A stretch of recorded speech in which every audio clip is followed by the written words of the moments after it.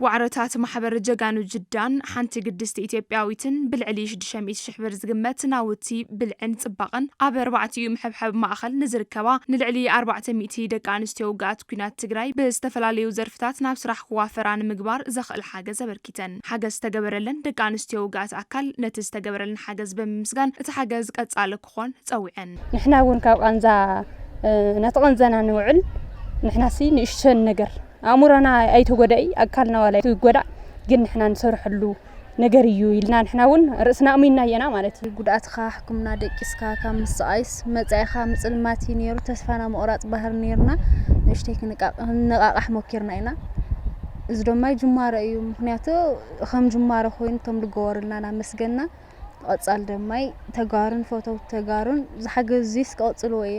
ተስፋል ገብ አትሐባባሪት ቤት ምኽሪ ንግድን ዘፈረን ማህበራትን ሰላኹም TDFን ወይዘሮ አስኳል ገብረ ህይወት ካብ ወዓሮታት ማህበር ጀጋኑ ጅዳን ሓንቲ ቅድስት ኢትዮጵያዊትን ብልዕሊ 600 ሽሕ ብር ዝግመት ናውቲ መስርሕ ምግብን ጽባቀን ዘገልግል ሓገዝ ከም ዝተገበረ ይገልጻም ሎማ አንተ ተሐጊዙ ዘሎ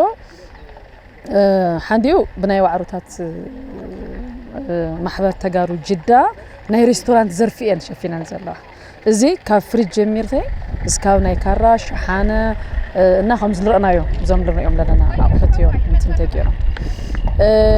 ቅድስቲ ኢትዮጵያዊት ድሞ ናይ ቁንጅና ሳሎን ወይም ድማ ናይ መጸባበቂ 4 ካስክ ክልተ መሕጸብን ናይ ቢቢ ጎዲን መቅመጥን እያ እንትን ገራ ዘላ ስለዚ አውዚ ካብቶም 10 ሰረስተ ዘርፍታት ንክልተ ዘርፍታት እዩ ሳፖርት ተገይሩ ዘላ ጠቅላላ ናይ 600 ሽሕ እዩ ናይ ጅዳ ነበርትና 400 ሽሕ እያ ናውጽን ዘላ ናይታ ቅድስቲ ኢትዮጵያዊት ደሞ 200 ሽሕ እያ ጠቅላላ ናይ 600 ሽሕ እዩ ሳፖርት ተገይሩ ሓላፊት ቢሮ ጉዳይ ደቂ አንስትዮ ትግራይ ወይዘሮ ኪሮስ ሓጎስ ተደቂ አንስትዮ ናብ ስራሕ ክዋፈራን ምግባር ዝስርሑ ስራሕቲ ብምንአድ መንግስቱን ተደቂ አንስትዮ ዝኾን መስርሕ ቦታ ከም ዘመቻቸወ አርዲን መንግስቱን ንኹለን ማሕበራት ነተን ተወደባ ማሕበራት መስርሕን መሸጥን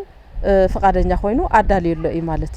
ስለዚህ ዚውን ከም ቢሮ ጉዳይ ደቂ አንስትዮን ወላ ተተበግሶን ሳቶም ይውሰዱ ወንበር ብዝኻአና የመጠነው ሁሉ አድላይነቱ በምእማን ይኹን